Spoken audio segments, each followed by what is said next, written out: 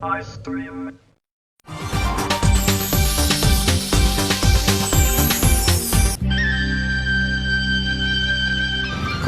പാലാ റൂട്ടിലൂടെ പോകുമ്പോൾ ഒരു നദി ഒഴുകുന്നത് നമുക്കിങ്ങനെ കാണാൻ സാധിക്കും. അതാണ് മീനച്ചിലാറ്. മീനച്ചിലാറിൻ്റെ തീരത്താണ് ഭരണങ്ങാനമൊക്കെ സ്ഥിതി ചെയ്യുന്നത്. അപ്പോൾ ഈ മീനച്ചിലാറിനൊരു പ്രാധാന്യമുണ്ട്. കോട്ടയത്തിൻ്റെ സ്വന്തം ആറാണ് മീനച്ചിലാറ്. ഇത് ചെന്ന് അവസാനിക്കുന്നത് കുമരകത്താണെന്നാണ് പറയുന്നത്. അപ്പോൾ ഇതിങ്ങനെ പോകുന്ന വഴിക്ക് നമുക്ക് കാണാൻ സാധിക്കും ഈ മീനച്ചിലാറും.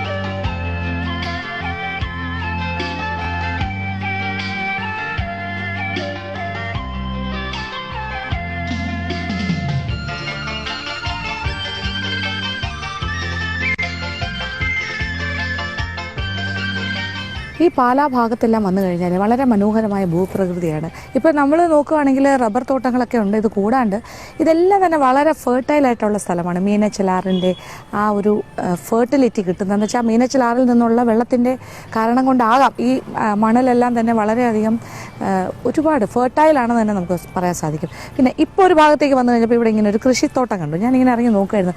എവിടെ കൃഷി കണ്ടാലും ഞാൻ ഇറങ്ങി നോക്കാറുണ്ട്. അപ്പോൾ ഇവിടുത്തെ കൃഷി എന്താണെന്ന് അറിയാനൊരു ക്യൂരിയോസിറ്റി നോക്കിയപ്പോൾ ഇത് കോവയ്ക്കയാണ്. കോവയ്ക്കയുടെ തോട്ടം ഇങ്ങനെ ഒരുപാട് ഇങ്ങനെ പന്തലിട്ടിട്ടിരിക്കുകയാണ്. കണ്ടില്ലേ കോവയ്ക്ക വളരെ നല്ലതാണ്. ഷുഗർ പേഷ്യൻസിനൊക്കെ നല്ലൊരു വെജിറ്റബിളാണ് കോവയ്ക്ക.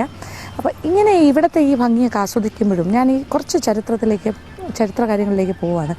കാര്യം മീനച്ചിൽ താലൂക്ക് എന്ന് പറയുന്നത് ഈ ഭാഗമെല്ലാം തന്നെ കർത്താക്കന്മാരാണ് ഭരിച്ചിരുന്നത് വർഷങ്ങൾക്ക് മുന്നേ. അപ്പോൾ കർത്താക്കന്മാരെന്ന് പറയുമ്പോൾ ഇവരുടെ ഉത്ഭവം മധുരയിൽ നിന്നാണ്. മധുരയിൽ നിന്നും കുടിയേറി പാർത്തവരാണ് കർത്താക്കന്മാർ. അവിടെ നിന്നും ഇവിടെ വരികയും ഇവിടുത്തെ നായർ സമുദായവുമായി ലയിച്ച ആൾക്കാരാണ് കർത്താക്കന്മാർ. പിന്നെ അവർ ഏകദേശം ഒരു 1000 വർഷത്തോളം ഈ ഭാഗത്തെല്ലാം ഭരിച്ചിരുന്നു എന്നാണ് പറയുന്നത്. മീനച്ചിൽ താലൂക്കും പരിസരവും 1751 മാർത്താണ്ഡവർമ്മ മഹാരാജാവ് തിരുവിതാംകൂറിലെ അദ്ദേഹം വന്ന് ഇവരെ കീഴടക്കുകയും അതിനുശേഷമാണ് ഈ കർത്താക്കന്മാരുടെ ഭരണം നിലയ്ക്കുന്നത്. ഈ മീനച്ചിലാറിൻ്റെ പഴയ പേര് കവണാർ എന്നായിരുന്നു. കവണാറ് അത് പിൽക്കാലത്താണ് മീനച്ചിലാറായത്. കാരണം ഈ കർത്താക്കന്മാരിവിടെ വന്നിട്ട് അവരുടെ കുലദേവതയായ മധുര മീനാക്ഷിയുടെ ഒരു ക്ഷേത്രം പണിയുകയും ആ മധുര മീനാക്ഷി എന്നുള്ള ആ മീനാക്ഷിയുടെ നാമത്തിൽ നിന്നാണ് മീനച്ചൽ എന്ന പേര് വരികയും അങ്ങനെ മീനച്ചിലാറിനും ആ പേര് കിട്ടി. ഈ കവണാറ് പിന്നെ മീനച്ചിലാറായി. ഈ പ്രദേശമെല്ലാം മീനച്ചൽ എന്നുള്ള പേരിൽ അറിയപ്പെട്ടു തുടങ്ങി. പിന്നെ 1736 പാലാ പട്ടണം കർത്താക്കന്മാർ സ്ഥാപിക്കുന്നത്. അപ്പോൾ പാലാ പട്ടണത്തിനുമുണ്ട് ഒരു ചെറിയൊരു ചരിത്രം. കാരണം ഇവരുടെ കർത്താക്കന്മാരുടെ പട്ടാളപ്പാളയമായിരുന്നു, അല്ലെങ്കിൽ പട്ടാളക്കാരുടെ ഒരു സെൻറ്ററായിരുന്നു പാലാ ഭാഗം. അപ്പോൾ അത് പിൽക്കാലത്ത് ഈ പട്ടാള ക്യാമ്പ് എന്നൊക്കെ നമ്മൾ പറയില്ല. അപ്പോൾ ഈ പാളയം എന്നുള്ള ആ വാക്കിൽ നിന്നാണ് പിന്നെ പാല ഉത്ഭവിച്ചതെന്നും പറയപ്പെടുന്നു. ഇങ്ങനെയുള്ള കുറേ കാര്യങ്ങൾ. അപ്പോൾ ശരിക്കും പറഞ്ഞാൽ ഇവരിവിടെ ഭരിച്ചിരുന്ന ആൾക്കാരാണ്. ഇവരുടെ കുറേ കോൺട്രിബ്യൂഷൻസ് ഇവിടെ ഉണ്ട്. അവരുടെ പഴയ കൊട്ടാരമൊക്കെ ഈ ഭാഗത്തൊക്കെ ഉണ്ട്. മീനച്ചൽ പരിസരത്താണ് സ്ഥിതി ചെയ്യുന്നത്. ഇതൊരു ക്രിസ്ത്യൻ ബെൽറ്റായിട്ടാണ് അറിയപ്പെടുന്നത്. ഈ കോട്ടയം, പാല, കാഞ്ഞിരപ്പള്ളി ഭാഗം എല്ലാം തന്നെ.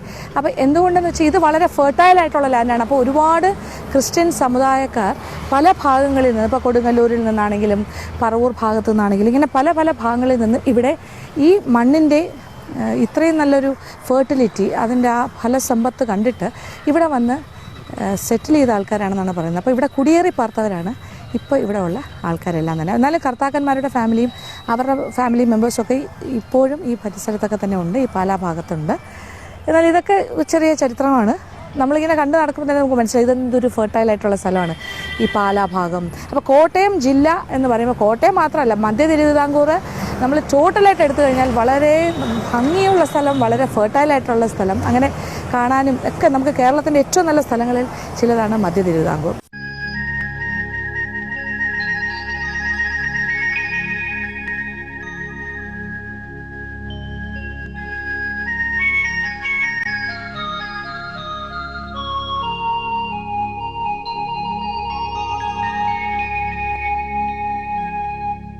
പഴയ കർത്താക്കന്മാരുടെ ഫാമിലിയുടെ ഇപ്പോഴത്തെ ജനറേഷൻ താമസിക്കുന്ന ഭാഗത്ത് ഞാൻ എത്തിയിരിക്കുന്നത് മീനച്ചൽ പ്രദേശമാണ്.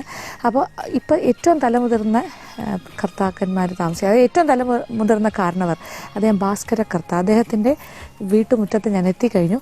ഈ വീടെന്ന് പറയുന്നത് വാസ്തു വാസ്തുശില്പപ്രകാരം ഇതൊരു ബംഗാളി സ്റ്റൈലിൽ പണ്ട് തീർത്ത വീടാണിത്.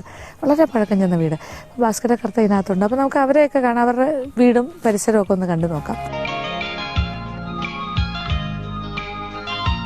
ഇദ്ദേഹമാണ് ശ്രീ ഭാസ്കരകർത്ത. 90 ഇയേഴ്സ് ആയെന്ന് പറയുന്നു. ഒരു ലക്ഷണവും ഇല്ല 90 വയസ്സായതിൻ്റെ.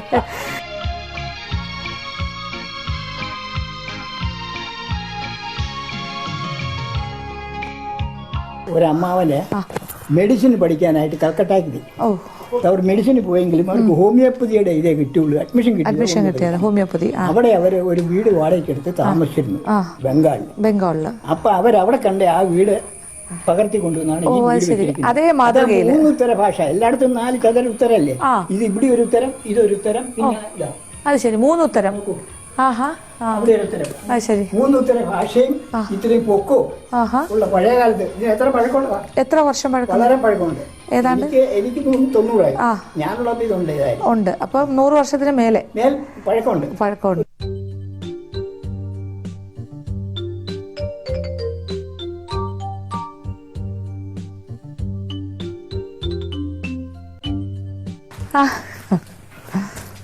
എന്റെ വൈഫാണ്. ഓ സന്തോഷം.